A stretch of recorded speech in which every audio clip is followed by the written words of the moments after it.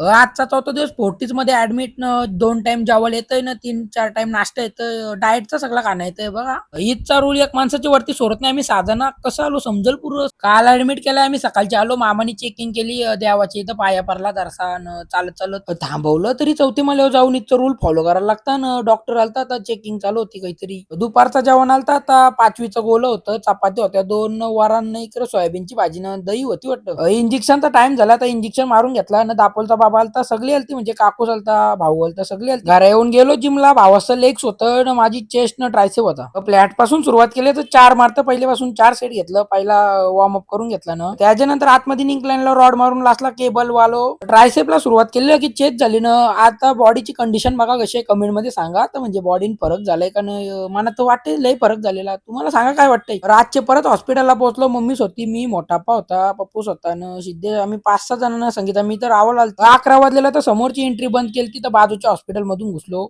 जाम मोठा हॉस्पिटल आहे म्हणजे सगळा एकत्रच आहे. लिफ्ट मध्ये आलो 4 नंबर दाबला न बाजूच्यांचा पास आणलेलं असं सगळ्यांचं म्हणून आम्ही एकत्र आलतो. 12 वाजून गेलतं आणि प्रायव्हेट रूम घेतलेली म्हणून आम्ही आलतो जनरल मध्ये. असं जमला नसता 6 जणांना नाही तर असं म्हणजे कंप्लीट करतात ते डायरेक्ट. आणि प्रत्येक हॉस्पिटलचा रूल आहे तसं फॉलो करायला लागतं आणि तरी पण आम्ही जरा म्हणजे 5-10 मिनिटं थांबलो जास्त सर थांबलो नाही लगेच निघलो आम्ही. शेषापाला भात खावायला सांगलं नाही सांगितलं आम्ही कलशी खिचडी भात आणलेला ना इथं परत तोच दुपारचा सारखा जेवायला होता. इथं घरचा जेवण पण आणून देत नाही तरी इथं आम्ही कसं आणलेला ते आम्हालाच माहिती. तसा डॉक्टरांचं पण बरोबर आहे त्यांचं जेवण म्हणजे जसा आजार असन तसा त्याच्या प्रकारे देतात ते जेवण. आता परत आलो शेषापाजवळ सांगितलं मी आहे झोपाला न आम्ही निघलो आता घर जावाला.